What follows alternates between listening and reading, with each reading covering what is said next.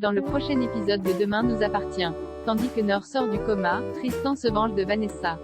En parallèle, Nordine et Sophie se rapprochent. Attention, les paragraphes qui suivent contiennent des spoilers sur l'épisode de Demain nous appartient diffusé demain soir sur TF1. Si vous ne voulez rien savoir, ne lisez pas ce qui suit. Vendredi 4 mars dans Demain nous appartient. Nord sort du coma. Gabriel a été placé en garde à vue.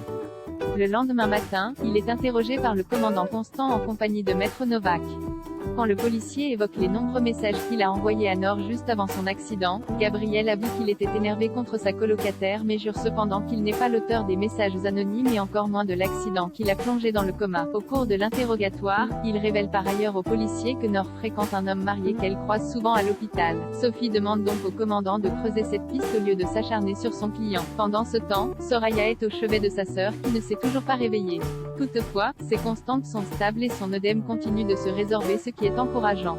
Au plus mal, Soraya ne comprend pas comment Gabriel a pu aller jusqu'à renverser Nord. Victoire lui fait alors remarquer que personne n'aurait pu prévoir ce qui allait se passer puis la prend dans ses bras pour la réconforter. De retour au cabinet, Soraya apprend que Sophie est l'avocate de Gabriel.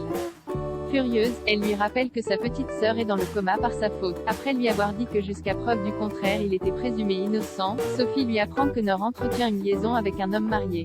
Au commissariat, Damien a épluché l'ordinateur et le téléphone de Gabriel.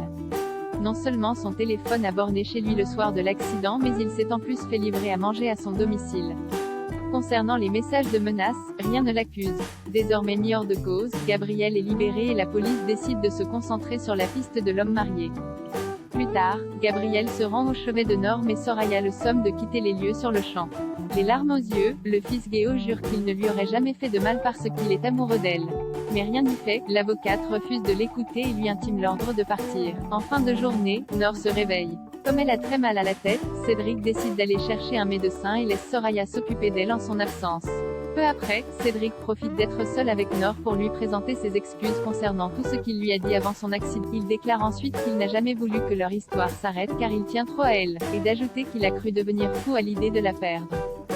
S'il lui a dit toutes ces choses, c'est parce qu'il avait peur qu'elle gâche sa vie à cause de lui mais également parce qu'à ses yeux, elle mérite mieux qu'un homme marié et père de famille. Couché, Nord l'enlace avant de se plaindre de terribles maux de tête.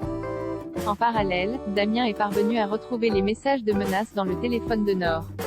Ces derniers confirmant bien sa liaison avec un homme marié, Martin souhaite qu'il cherche des réservations d'hôtel puis somme Aurore de se concentrer sur l'entourage de la jeune femme. Prévenu par l'hôpital du réveil de Nord, Martin se rend immédiatement sur place pour l'interroger. Malheureusement, elle n'a aucun souvenir de son accident. Tandis qu'il lui pose des questions sur son amant, Nord a de nouveau de violents maux de tête qui obligent Martin à appeler un médecin en urgence. Tristan se venge de Vanessa au spoon, Mona attend qu'un serveur vienne prendre sa commande. En voyant Vanessa, la mère de Georges commande un café mais la chef refuse car ce n'est pas son métier. Agacée, Mona lance que de toutes les filles de Seth, il a fallu que son fils sorte avec la seule Gorgone. Tandis que Vanessa lui signale que Georges est plutôt heureux avec elle, Mona rétorque qu'elle n'en sait rien puisqu'il ne lui donne plus de nouvelles depuis qu'il vit avec elle. Vanessa rétorque alors qu'elle vit sur le même palier et que rien ne l'empêche de lui rendre une petite visite. Plus tard, le Spoon reçoit un commentaire négatif sur le net. En effet, une certaine Lisa 34 déplore que la cuisine de l'établissement soit à l'image de la chef, détestable. De son côté, Tristan n'est pas non plus épargné. S'il n'est pas méchant, la cliente le juge plutôt lunaire et critique ses pulls qu'elle qualifie d'improbables. Déterminé à prouver qu'il s'agit de Mona, Vanessa, dont la réputation est en jeu, sollicite l'aide de Georges et Damien. Après quelques recherches, il découvre que Lisa 34 n'est autre que Tristan. Peu après, Louise et Barr convoquent Tristan qui leur demande pardon mais explique toutefois que sa collègue le pousse à bout. Comme le couple refuse de licencier Tristan, Vanessa menace de poser sa démission. Tristan propose bien de s'occuper de la cuisine à sa place mais Barr et Louise lui font remarquer qu'il n'a pas de formation dans ce domaine. Au moment où Tristan déclare que cela ne doit pas être si compliqué que cela, Vanessa voit rouge et préfère se coltiner les pulls immondes de son collègue plutôt que de voir son restaurant couler. Elle déclare donc qu'elle reste. Nordine et Sophie se rapprochent en apprenant que Sophie allait représenter la victime de violences conjugales. Martin s'agace.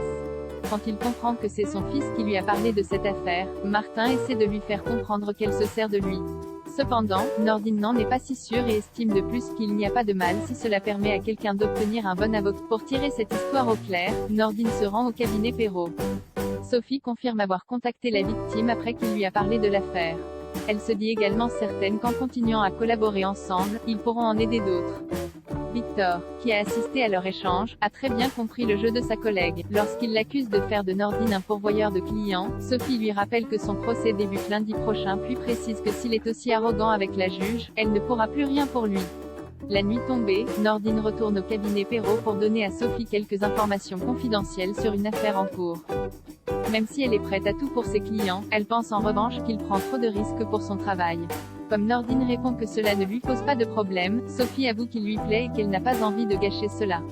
La température monte alors très vite entre eux, à tel point qu'ils partagent finalement un moment d'intimité.